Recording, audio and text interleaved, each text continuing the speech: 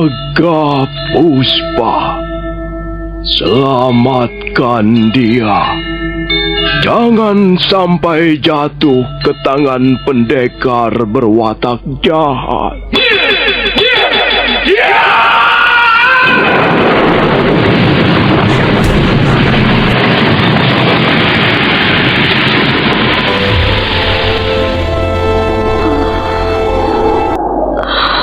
Kakang Kamandanu, kau masih juga tidak percaya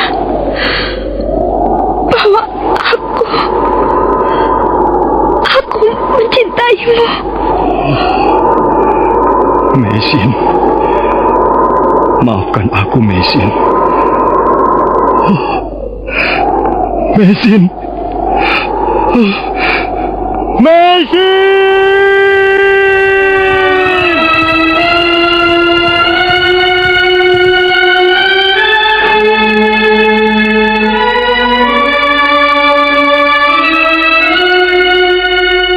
Tutur Tinula.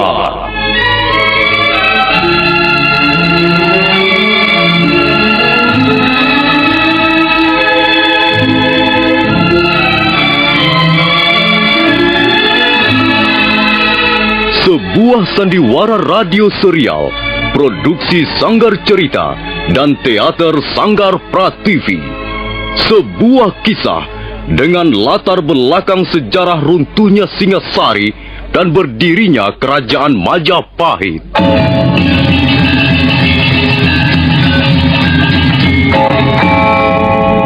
Sandiwara ini didukung oleh pemain-pemain radio yang sudah ternama: Ferry Fadli, Ivone Rose, dan Eli Ermawati.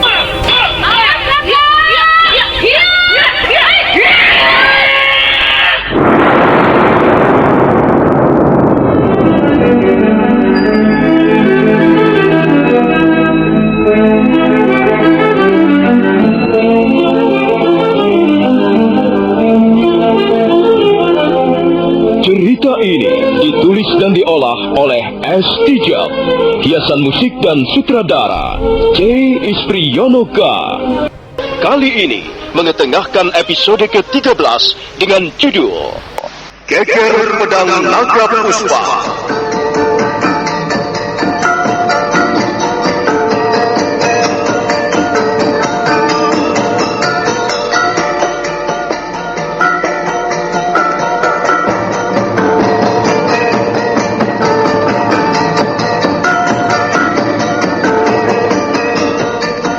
Seri ke-370 ini didukung oleh para pemain: Narto sebagai Rawedeng, Harry sebagai Rayuyu, Margaret sebagai Dewi Sambi, dan Asdi Suhastra pembawa cerita. Selamat menikmati.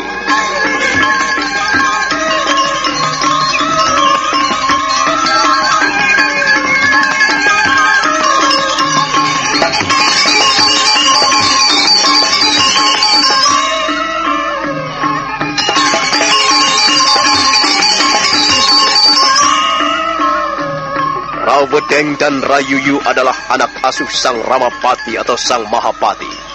Atas nama pemerintah Majapahit, Sang Ramapati menugaskan mereka berdua menjadi telik sandi untuk melacak sarang para perusuh yang akhir-akhir ini mengacau daerah-daerah di sekitar Majapahit. Sudah beberapa waktu lamanya, Rawedeng dan Rayuyu meninggalkan kota Majapahit. Dan secara kebetulan, mereka singgah di desa Kanduyuhan. Dan secara kebetulan pula, mereka menyaksikan pertarungan antara Dewi Sambi dan anak buahnya melawan seorang pendekar aneh dan gagarangan. Setelah pendekar aneh itu pergi dan tubuhnya lenyap bagaikan ditelan bumi, setelah dia membunuh gagarangan, Rawedeng dan Rayuyu baru memberanikan dirinya muncul dari balik semak belukar tempat persembunyiannya. Agaknya orang itu sudah benar-benar pergi, Rayuyu. Ya, kita tunggu sebentar lagi, Rawedeng. Sebab kalau tiba-tiba dia muncul kembali, kita tidak akan pernah pulang ke Majapahit. Dan tubuh kita akan bergelimpangan seperti mayat-mayat itu. Memang benar-benar hebat ilmu pukulan pendekar asing itu ya. Iya. Jurus-jurus pedangnya juga sangat berbahaya dan menyebarkan hawa maut. Benar, Rawedeng. Dalam sekali gebrak, dia bisa membunuh 2 orang sekaligus. Agaknya dia benar-benar sudah pergi, Rayoyo. Ayo kita lihat. Ayo kita periksa mayat-mayat itu. Kau ini orang yang tidak sabaran, Rawedeng. Apa yang kita takutkan? Pendekar maut itu memang sudah benar-benar pergi kok. Ayo Rayoyo. Apa yang kita tunggu? Kita mengemban tugas dari Gusti Ramapati. Dan kita harus melaksanakannya dengan baik. Ayo cepat, ayo. Baiklah kalau begitu. Tapi nanti tiba-tiba pendekar maut itu muncul dan membunuh kita seperti 2 ekor tikus. Kaulah yang harus bertanggung jawab, Rawedeng.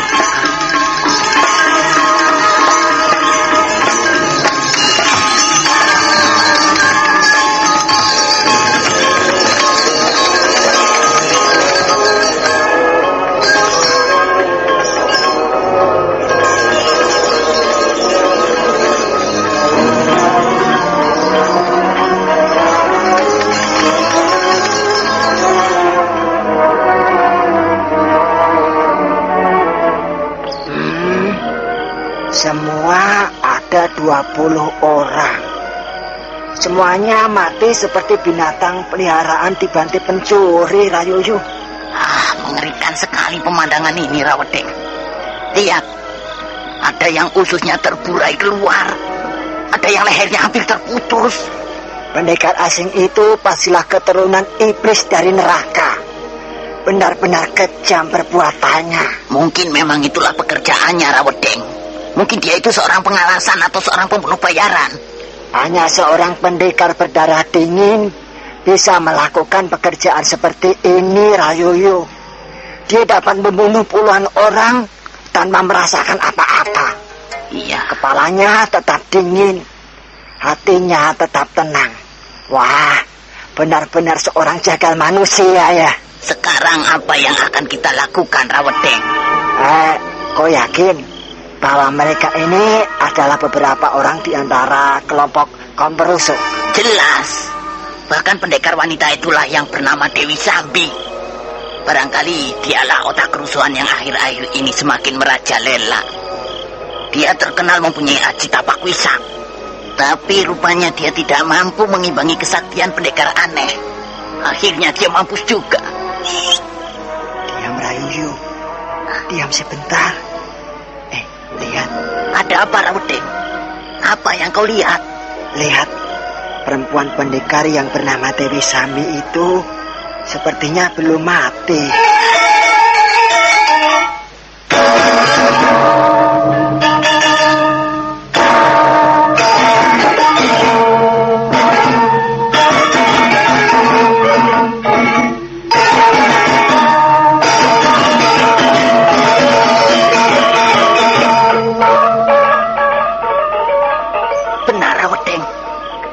Tadi kulihat dia bergerak-gerak, tapi lalu diam lagi.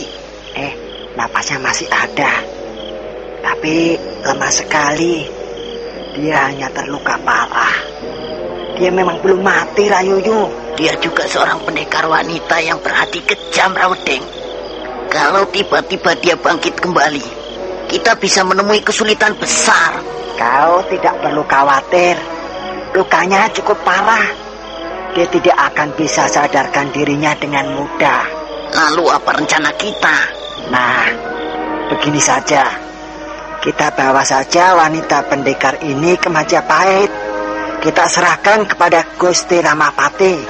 Tapi nanti kalau dia sadar kembali di tengah jalan, bagaimana?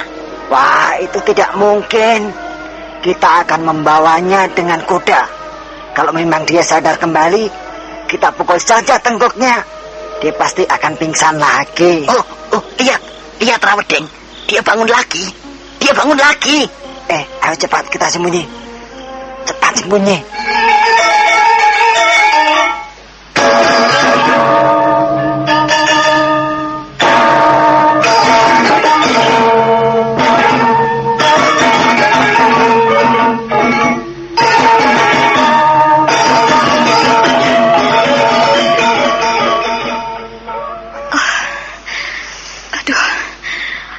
Dadaku sakit sekali.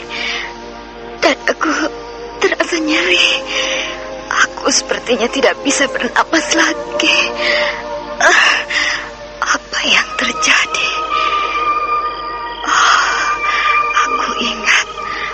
Aku baru saja bertempur melawan pendekar aneh. Pendekar itu benar-benar hebat. Dia dapat melukaiku. Ilmu pukulannya benar-benar dahsyat. Dewi Sambi untuk sesaat lamanya mencoba berdiri dengan tegak. Kemudian dia memandang ke sekelilingnya. Dia melihat mayat-mayat bergelimpangan di sana-sini. Sambil merasakan sakit yang mencengkeram dadanya, pendekar wanita itu pun menggeram seorang diri. Kurang ajar. Pendekar asing itu telah membantai anak buahku. Mereka semuanya mati. Tak ada seorang pun yang dibiarkan hidup. Aku harus segera kembali ke Bukit Pendem. Aku harus melaporkan peristiwa ini pada Kakang Bajil. Apakah aku masih mampu berjalan jauh? Aku harus mencobanya. Aku tidak boleh tinggal di sini dan mati seperti anjing hutan. Sakit sekali. Sakit sekali rasanya seluruh tubuhku. Tulang-tulangku seperti remuk. Otot-ototku seperti terputus. Dan darahku seperti akan membeku. Sambil mendekap dadanya yang terasa nyeri, Dewi Sambi kemudian melangkah sempoyongan. Dia berjalan tertatih-tatih di antara rumpun-rumpun belukar.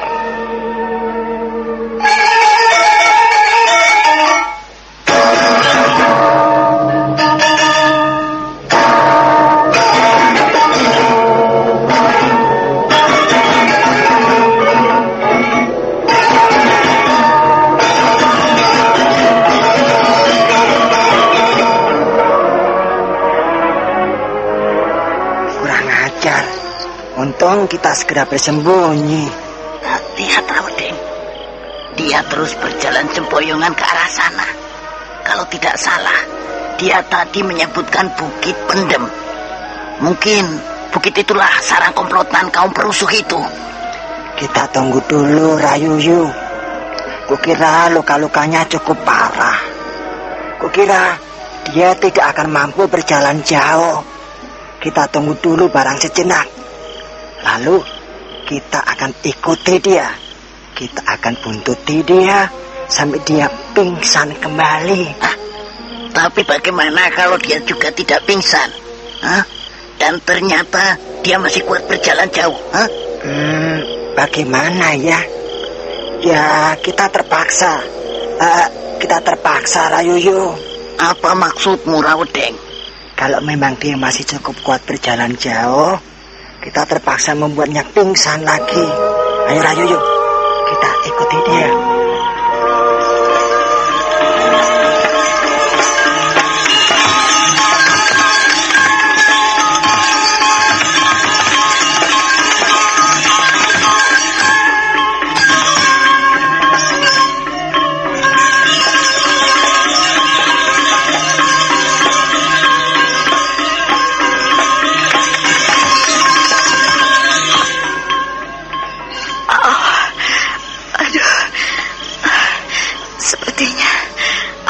Kuat lagi berjalan jauh.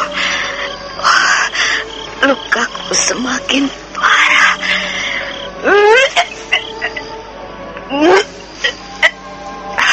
Aduh, sakit sekali. Kurang ajar pendekar asing itu. Kalau sempat bertemu lagi, aku akan mencincang habis tubuhnya. Aku harus berjalan lagi. Aku harus berusaha agar sampai di puncak Bukit Pendem malam ini juga.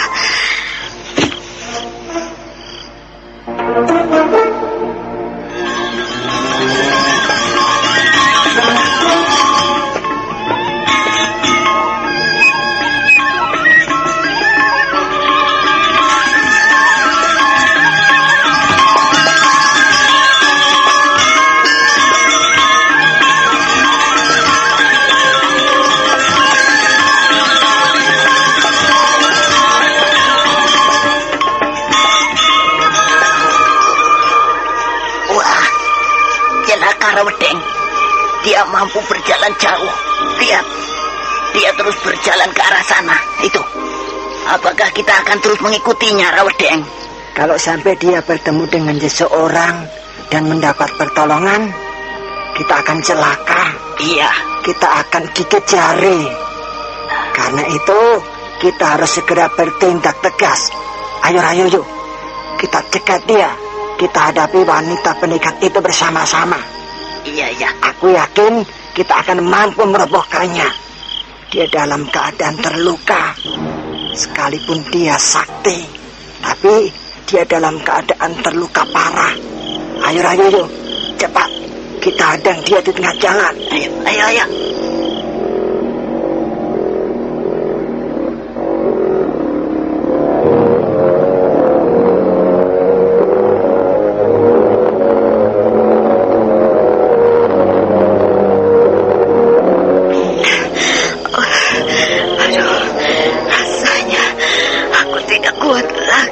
Berjalan, rasanya tenagaku semakin habis, tubuhku semakin lemah.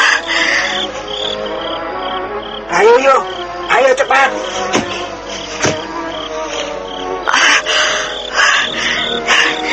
Siapa kalian ini? Aduh. Dewi Sambi, aku tahu kau sedang terluka parah. Sebaiknya kau menyerah kepada kami. Siapa kalian ini? Mengapa aku harus menyerah kepada kalian? Kau akan kami bawa ke Majapahit sekarang juga. Kau harus mempertanggungjawabkan perbuatanmu selama ini. Kau dan kelompokmu akan kami musnahkan. Kalau kau menyerah, barangkali kau hanya dihukum ringan. Tapi kalau kau melawan, kami akan terpaksa membunuhmu. Jadi, kalian adalah orang-orang Majapahit. Bagus. Tapi janganlah kalian kecewa. Karena Dewi Sambi tidak akan menyerah. Sekalipun aku terluka parah, kalian berdua tidak mungkin mampu mengalahkan aku.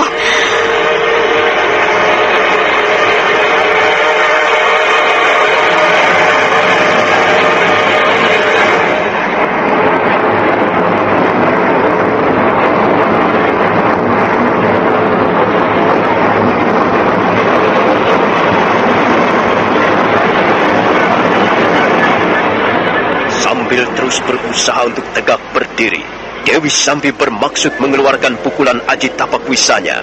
Dia nampak memejamkan matanya barang sesaat. Tubuhnya menjadi bergetar dengan hebat. Rawedeng dan Rayuyu mundur beberapa langkah. Mereka menjadi gentar juga melihat wanita pendekar itu, sekalipun keadaannya sudah sangat parah. Ayo, majulah kalian berdua. Dan kalian akan menemani aku menemui ajal malam ini. Ayo, tangkaplah aku. Tangkaplah Dewi Sambi. Dan kalian akan segera tahu seperti apa dahsyatnya pukulan Aji Tapak Wisa.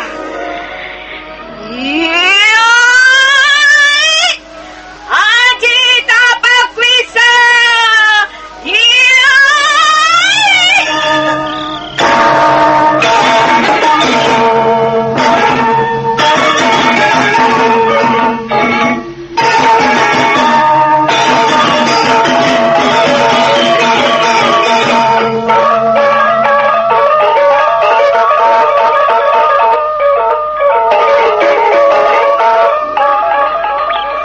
Hati-hati Rayuyu, jangan-jangan ini jebakan. Benar, Rawedeng. Jangan-jangan dia hanya berpura-pura pingsan. Tapi kelihatannya dia sudah tidak bergerak-gerak lagi. Jangan-jangan dia malah sudah mati sekarang. Dia tidak boleh mati. Dia akan kita tangkap dalam keadaan hidup. Dengan begitu, dia bisa kita korek keterangannya. Coba Rayuyu, kau berjalan mendekatinya dari arah sana, dari belakang punggungnya. Kemudian pukullah tengkuknya. Buatlah dia benar-benar pingsan. Baik, Rawedeng. Rayuyu kemudian melangkah perlahan-lahan mendekati Dewi Sambi yang masih tersungkur tidak bergerak-gerak lagi.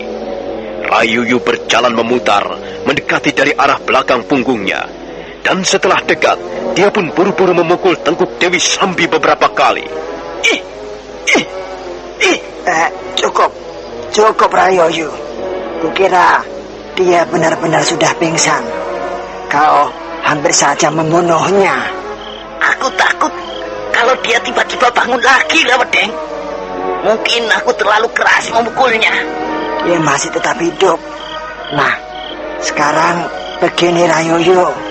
Kau ambil kuda-kuda kita dan carilah seekor kuda lagi. Aku akan menunggu di sini. Malam ini juga kita akan membawa wanita penjahat ini ke kota Majapahit.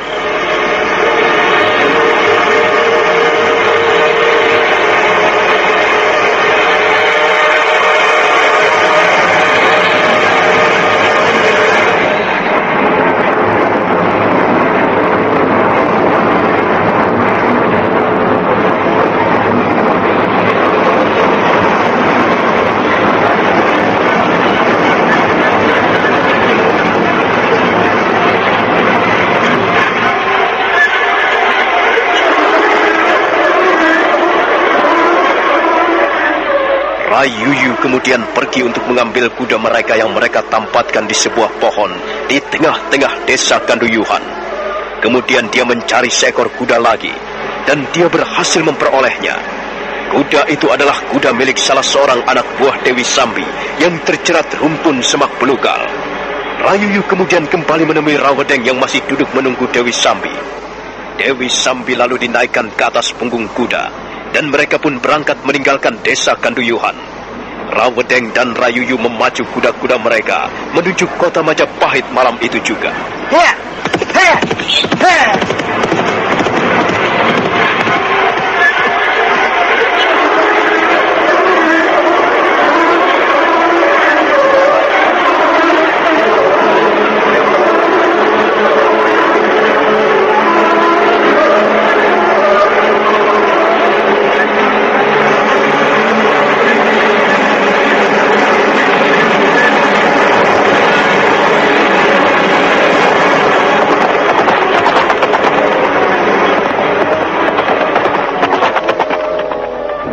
Rawedeng dan Rayuyu terus memacu kuda mereka meninggalkan desa Kanduyuhan.